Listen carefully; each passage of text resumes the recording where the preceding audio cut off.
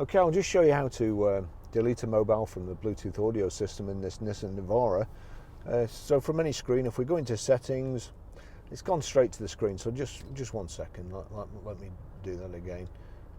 So into settings, navigation, audio, Bluetooth, we go down to Bluetooth using the thumb wheel, click enter. You've got Bluetooth there on, so if you're having any problems pairing, make sure that's on. So obviously you know how to get to that now. Pair a Bluetooth device, paired device list, hands-free. It's showing Barry's iPhone, click on Barry's iPhone, connect, preferences or delete.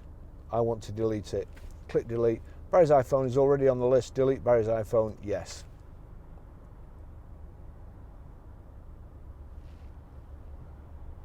That's it gone.